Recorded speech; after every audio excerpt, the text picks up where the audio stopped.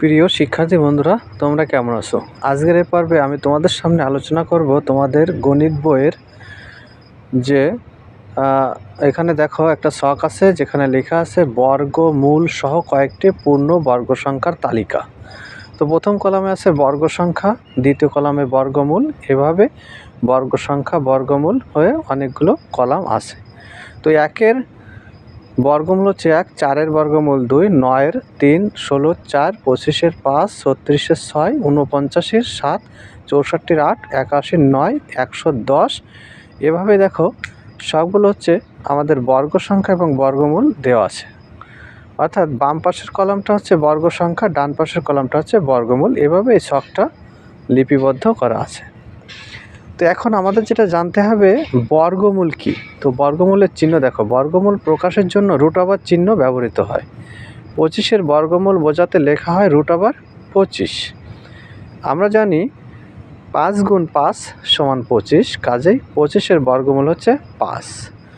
এখন দেখো একটা কাজ দেওয়া আছে যেখানে লেখা আছে কয়েকটি বর্গ সংখ্যার বর্গমূলের তালিকা তৈরি করো। অর্থাৎ আমরা যদি বর্গ সংখ্যা চিনতে পারি বা বর্গ সংখ্যা জানি, তাহলে তার বর্গমূল আমরা নিশ্চয়ই তৈরি করতে পারবো। এমন একটা তালিকা আমাদের তৈরি করতে বলছে। তো দেখো যে বর্গ সংখ্যাগুলো আছে তার উপর যদি আমরা √ চিহ্ন দিই তাহলে কিন্তু বর্গমূল পাওয়া যাবে। তো এভাবে এই তালিকাটাই কিন্তু আমরা দিতে পারি, শুধুমাত্র বর্গ সংখ্যার উপর আমরা √ দেব এবং যে উত্তরটা আসবে সেটা আমরা লিখতে পারবো। এরপর দেখো যেটা বলছে যে মৌলিক গুণনীয়কের সাহায্যে বর্গমূল নির্ণয়। তো 16কে মৌলিক গুণনীয়ককে বিশ্লেষণ করে পাই 16 সমান আমরা কি লিখতে পারি 2 × 2 × 2 গুণ, তো অর্থাৎ 4টে 2। তো আমরা জোড়া হিসাবে একই গুণনীয়ককে আমরা জোড়া হিসেবে ধরবো এবং প্রতি জোড়া থেকে একটি করে 2 নিয়ে আমরা যেটা লিখতে পারি সেটা হচ্ছে প্রথম জোড়া থেকে একটা 2 নিলাম, দ্বিতীয় জোড়া থেকে আরেকটি 2, অর্থাৎ সমান 4। তাহলে 16-এর বর্গমূল আমরা কি লিখব √16 = 4। তো পরবর্তী অপশনে আমরা চলে আসি। এখানে বলছে 36কে মৌলিক গুণনীয়কে বিশ্লেষণ করে পাই। তো 36-এর ভিতরে কি আছে সেই মৌলিক গুণনীয়কে আমরা বিশ্লেষণ করব। এখানে 2 আছে 2টো এবং 3 আছে 2টো।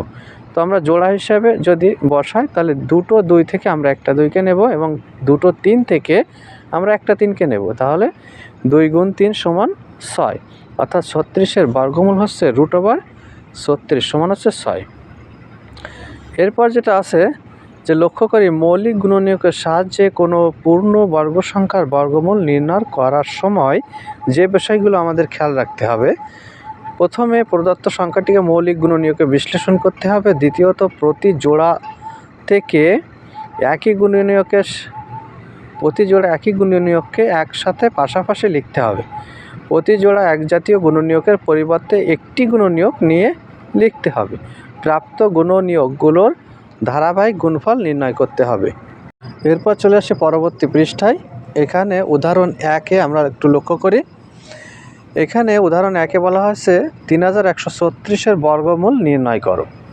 তো আমরা প্রথমে যেহেতু 3136 জোড় সংখ্যা, তাই আমরা 2 দিয়ে ভাগ করব। 2 দিয়ে ভাগ করলে আমাদের 1568, তারপর 2 দিয়ে ভাগ করলে 784, তাকে ভাগ করলে 392, 392কে ভাগ করলে 196, 196কে ভাগ করলে 98।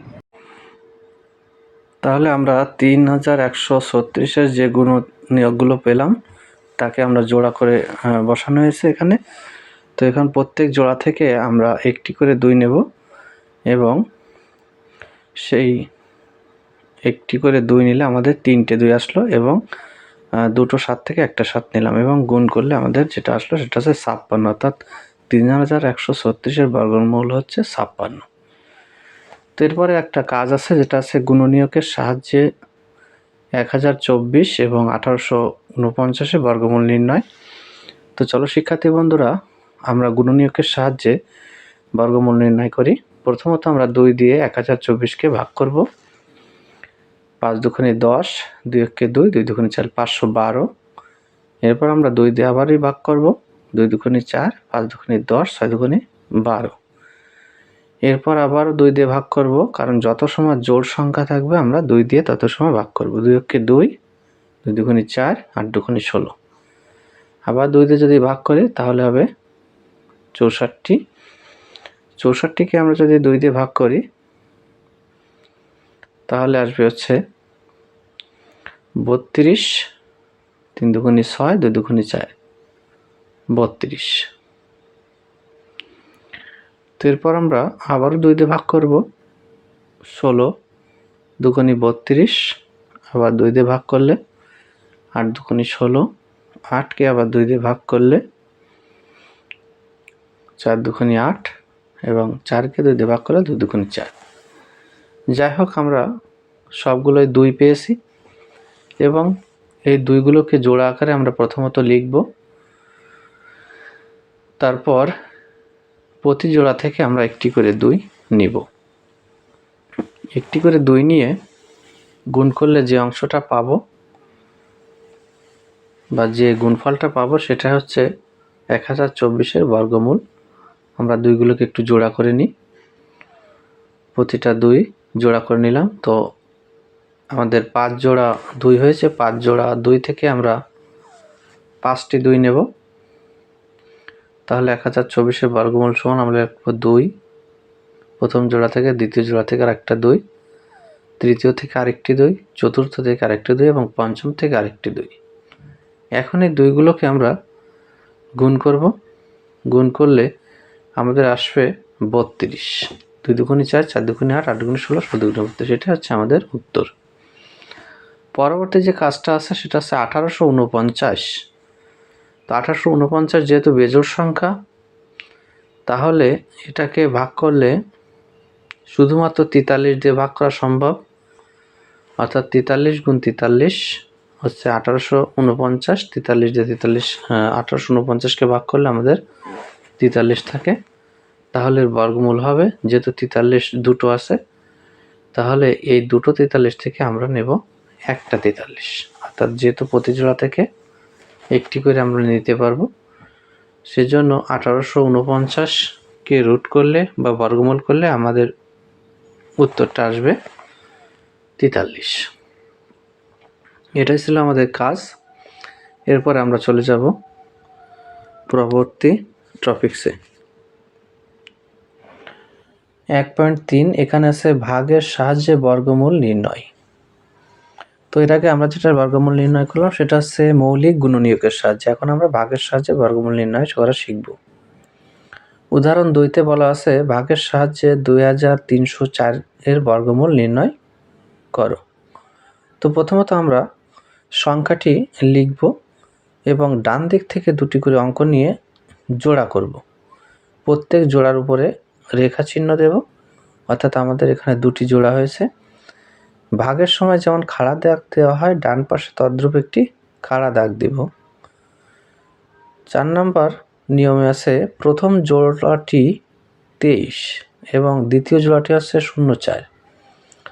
তো এই 23-এর পূর্ববর্তী বর্গ সংখ্যাটি হচ্ছে 16 আর পরবর্তী বর্গ সংখ্যাটা হচ্ছে 25। তো যেহেতু 23 আছে তাহলে আমরা 16কে নেব। তাহলে যার বর্গমূল √16 বা 4, খাড়া দাগে ডান পাশে 4 লিখি। এখন 23-এর ঠিক নিচে 16টাকে লিখব এবং বিয়োগ করব। 5 নম্বর ধাপে 23 থেকে 16কে আমরা বিয়োগ করব। তো বিয়োগ করলে আমাদের যেটা আসে ভাগফল সেটা হচ্ছে 7। এখন পরবর্তী যে জোড়া 04 এটাকে আমরা বসাবো। তো 7-এর পরে 04কে বসাবো এবং আমাদের যেটা আসলো সেটা হচ্ছে 704। 6 নম্বর ধাপে 704-এর বাম দিকে খাড়া দাগ দিই।